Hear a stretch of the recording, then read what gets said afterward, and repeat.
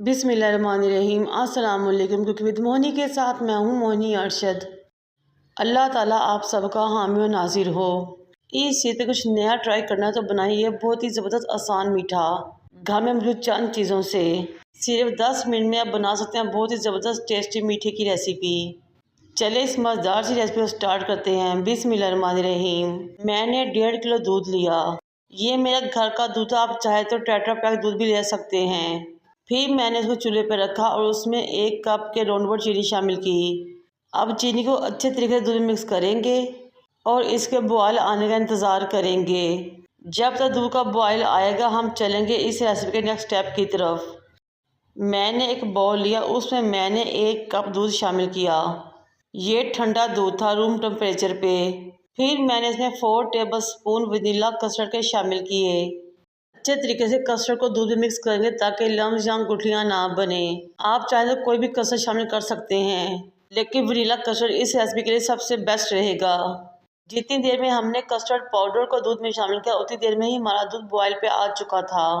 जब दूध में बॉयल आया तो मैंने इसके नीचे फ्लेम कम कर दी। मैं कस्टर्ड को आहिस्ता आहिस्ता चम्मच चलाते हुए दूध के अंदर शामिल कर दूंगी। हमने तमाम कस्टर्ड ही इसमें शामिल करना है क्योंकि इतने दूध के लिए 4 टेबलस्पून बेहतरीन रहेगा। कस्टर्ड को दूध मिक्स करेंगे और चम्मच चलाते रहेंगे यहाँ तक कि कस्टर्ड में बॉयल आना शुरू हो जाए। जब कस्टर्ड में बॉयल आना शुरू हो तो फ्लेम को मीडियम कर दें और कस्टर्ड को पकने के लिए छोड़े 10 से 15 मिनट के लिए, ताकि कस्टर्ड पाउडर का कचरा ख़त्म हो जाए। हमारा कस्टर्ड बहुत ही ज़बरदस्त जायकेदार बने। कस्टर्ड को ना तो बहुत ज़्यादा गाढ़ा करना है, ना ही बहुत ज़्यादा रनी या फ्लोई। फ्लेम ऑफ करें, इस कस्टर्ड को साइड पे रख दें। अब मैं अगेन एक बाउल को काउंटर पर लेकर आऊँगी और किसी ब्रांड की टेट्रा पैक क्रीम लूँगी और इस तमाम क्रीम को मैं बाउल में शिफ्ट कर दूँगी। इस स्टेज पर मेरी आपसे रिक्वेस्ट है कि मेरे चैनल को लाइक करें, शेयर करें, सब्सक्राइब करें, बेल आइकन को टच करें ताकि मेरी तमाम वीडियोस आप तक पहुंच सकें। फिर मैं कंडेंस मिल्क लूँगी, उसके 4 टेबलस्पून इसमें शामिल कर दूँगी। अब हमने कंडेंस मिल्क और क्रीम को अच्छे तरीके से मिक्स करना है, यहाँ तक ये दोनों चीज़ें यकजां हो जाए, मिक्स हो जाए, बैलेंस हो जाए। क्रीम को रेडी करके फ्रिज में रखना है क्योंकि हमें ठंडी क्रीम चाहिए। ये बहुत ही मज़ेदार, टेस्टी और इजी रेसिपी है और मैं दावे से कहती हूँ कि जितनी आप बनाएंगे उतनी ख़त्म हो जाएगी इंशाल्लाह। हुई पुरानी बनाई, ये बहुत ही ज़बरदस्त, अमेजिंग और टेस्टी मुनफरिद मीठा।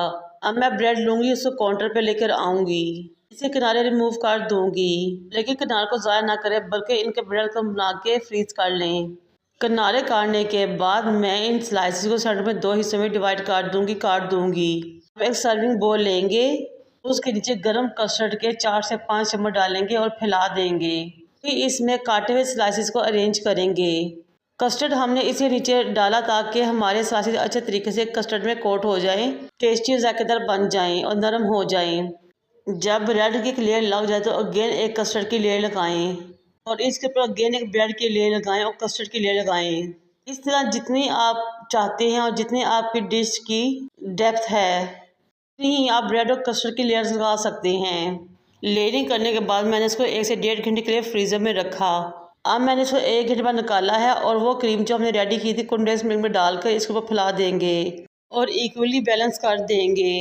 अगर आपके पास ये टूल नहीं है तो आप किसी चम्मच स्पैचुला की मदद से भी ये काम कर सकते हैं। अब अगेन इसको ओवरनाइट या 1.5 से 2 घंटे के लिए फ्रीजर में रखेंगे। फिर ब्रीक करो, पिस्ते, बादाम या जो भी आपके पास ड्राई फ्रूट अवेलेबल है वो गार्निश करें और इस मज़ेदार से अरेबियन डिज़र्ट को सर्व करें। बहुत ही आसान, मज़ेदार, टेस्टी और लो कॉस्ट रेसिपी। आप इसको ब्रेड मलाई केक भी कह सकते हैं क्योंकि इसको खाते हुए पता ही नहीं चलता कि ब्रेड की बनी है। बहुत ही मज़ेदार, टेस्टी और क्रीमी, मुँह में लगता है मक्खन आगे तक घुल जाए और जितनी ये ठंडी होगी उतना ही इसको खाने का ज़्यादा मज़ा आएगा। बनाएं, खाएं, मुझे और मेरे वालिदैन को दुआ में याद रखें। अल्लाह हाफिज़।